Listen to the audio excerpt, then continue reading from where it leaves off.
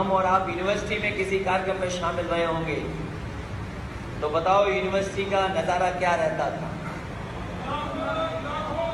कितने लोग आते थे, जब उद्घाटन हुआ तो गिन नहीं सकते थे। मौसम कितना खराब था, हवाई जहाज नहीं उड़ सकते थे उस समय पर, हेलीकॉप्टर तो उड़ ही नहीं सकता था, ऐसा मौसम था। जो लोग उद्घाटन में रहे होंगे वो जानते होंगे। याद है कैसा मौसम था, बारिश थी और बहुत ही काले बादल थे। जब काले बादल आसमान में होते हैं तो हमारा, आपका और इंसान जैसे लोगों ने बनाया हुआ जो हवाई जहाज है वो घुसने की हिम्मत नहीं करता, वो बादलों से बच करके निकल जाता है। लेकिन रामपुर में वो कार्यक्रम ऐतिहासिक हुआ था। किसी ने ना पानी की परवाह की, ना आंधी की, ना काले बादलों की, और उद्घाटन ऐतिहासिक आप लोगों ने किया था कार्यक्रम, मुझे याद है। उसके बाद सरकार में भी न जाने कितनी बार यहां पर आए हैं। यहां लैपटॉप बांटा, विद्याधन बांटा। मुझे याद है एक बेटी उस समय हमसे विद्याधन लेने आई थी और उसके बहुत ही खराब कपड़े थे। वो हमें और आदरणीय आजम खान साहब को, नेता किसी को नहीं देख रही थी। हम लोगों की तरफ उसने नहीं देखा, उसकी नजर केवल थी तो जो 30,000 रुपए का चेक मिल रहा था उस पर नजर थी उसकी, क्योंकि वो सोच रही थी कि 30,000 से कितना उसका जीवन बदलेगा, उसका कुछ न कुछ मदद हो जाएगी घर परिवार में। वो 30,000 रुपए छोटे मोटे पैसे नहीं थे उस बेटी के लिए, उस बहन के लिए लाखों रुपए थे वो 30,000 रुपया जो समाजवादी सरकार उसमें दे रही थी। यही लैपटॉप बांटा, यही लैपटॉप बटे थे। याद हो, रामपुर के लोग लैपटॉप बटे हैं और समाजवादी लोगों ने ऐसा लैपटॉप दिया है, आदरणीय आजम खान साहब ने ऐसा लैपटॉप दिया कि अगर खोलते होंगे उसको तो अब भी नेताजी और हम ही दिखाई देते हैं, उस लैपटॉप पे कोई दूसरा नहीं दिखाई देता। और वो आज भी चल रहे होंगे। ये जो यूनिवर्सिटी बनी खड़ी है, ये यूनिवर्सिटी कोई हमारे लिए, अब्दुल्ला आजम के लिए नहीं बनी है। शायद ये सरकार नहीं समझ रही इस बात को। बताओ, हम तो नहीं पढ़ने जाएंगे इसमें, ना अब्दुल्ला आजम कोई डिग्री हासिल करने जाएंगे वहां पर, ना उनके भाई कोई डिग्री हासिल करने जाएंगे वहां पर।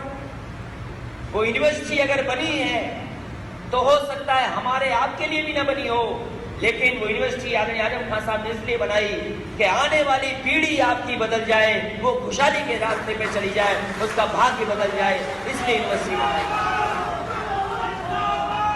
और कौन करता है इतना बड़ा काम? हिम्मत जुटानी पड़ती है तब होता है इतना बड़ा काम।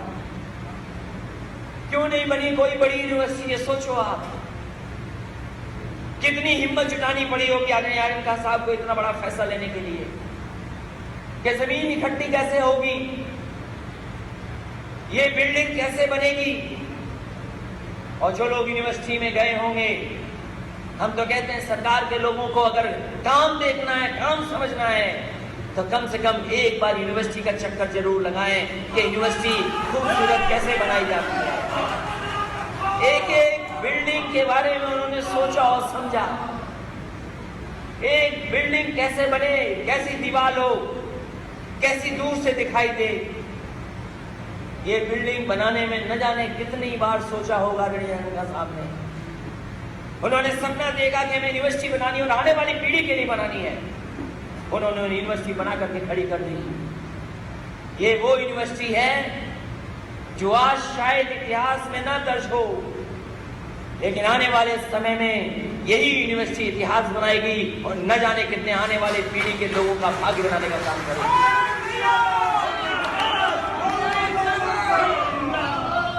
ये हम बहुत सारी बातें कर सकते हैं। ये यूनिवर्सिटी बना करके इस प्रदेश और देश के लोगों का भाग्य बदलने का काम किया, इसलिए सरकार इनकी दुश्मन है। सोचो कभी, क्या ये बात सच है कि नहीं है? बताओ। वो यूनिवर्सिटी बनाना चाहते थे क्योंकि भाग्य बदले, लोगों का जीवन बदले, आने वाली पीढ़ी का रास्ता अच्छा हो, और ये सरकार उनमें मुकदमे लगा रही है, एक के बाद एक मुकदमा। और ऐसे मुकदमे लगता है कोई लिखने वाला एक ही है, कोई भाषा भी एक है। हम और आप ना पता करें, लेकिन ऊपर वाला जानता होगा, हमारा भगवान भी जानता होगा कि आखिरकार कौन लिखवा रहा है एफआईआर। एक ही जैसी एफआईआर। और जब आज मैं आ रहा था रामपुर, तो मैंने अखबार में पढ़ा कि आदरणीय आजम खान साहब पर बकरी चोरी का भी मुकदमा लग गया। मैंने अखबार की हेडलाइन देखी और अखबार में दूसरी लाइन नहीं पढ़ी मैंने, और खबर इतनी खराब लगी, उसके बाद मैंने कोई अखबार नहीं पढ़ा। मैंने उसके बाद, मैं पत्रकार साथियों से कहना चाहता हूं, आपके साथी भी हैं, अगर सच लिख देते हैं तो क्या होता है उनके साथ। मिर्जापुर में एक नौजवान पत्रकार अपने जोश में और उत्साह में और सच्चाई में, वो ऐसा आया कि उसने सच्चाई लिख दी स्कूल की, और उस पत्रकार ने लिख दिया कि जिस स्कूल में खाना मिलना चाहिए, दूध मिलना चाहिए, फल मिलना चाहिए था, आज उसमें गरीब के बच्चे नमक और रोटी खा रहे हैं। आप जानते होंगे पत्रकार साथी, मुझे बताना नहीं है उसके साथ क्या हुआ है। क्या बात वो गलत थी, ये मैं जानना चाहता हूं आपसे।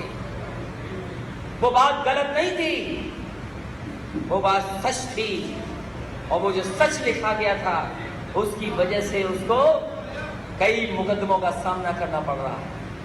और वही नहीं कई और पत्रकार हैं। कहीं ऐसा तो नहीं रामपुर के पत्रकार ऐसे भी हों, सच्चाई लिखने से घबराते हों। हमें उम्मीद है कि यहाँ के पत्रकार सच तो लिखेंगे ही, कुछ न कुछ ऐसा लिखेंगे। और हम आपको बताना चाहते हैं कि सरकार कभी कभी रास्ता भटक जाती है। एक बार याद होगा, यहाँ समाजवादी लोग हैं और पत्रकार साथी भी हैं, नेताजी पर भी एक रात में 100 से ज्यादा मुकदमे दर्ज हो गए थे। पता नहीं किनकी सरकार थी, किसी ने समझाया और रात में ही 100 से ज्यादा मुकदमे दर्ज हो गए एक साथ। कभी नहीं हुआ ऐसा उत्तर प्रदेश के इतिहास में कि किसी नेता के पास या नेता के ऊपर इतने मुकदमे दर्ज हो जाएं। उसके बाद अगर किसी पे सबसे ज्यादा दर्ज हुए हैं तो रामपुर में आदरणीय आजम खान साहब पर। वो जो 100 मुकदमे थे, हमें भरोसा है देश के संविधान पर, हमें भरोसा है देश के हमारे जितने भी न्यायालय हैं उस पर भरोसा है। नेताजी पर 100 से ज्यादा मुकदमे लगे, लेकिन न्यायालय में गए, न्यायालय ने मदद की और सारे के सारे मुकदमे खत्म हो गए। एक भी दोबारा मुकदमा नहीं चला। हमें भरोसा है न्यायालय पर। न्यायालय में भी हम लड़ाई लड़ेंगे।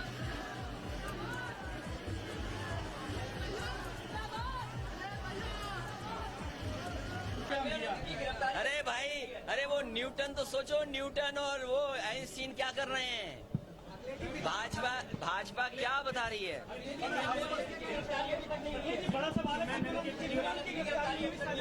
क्या चीज?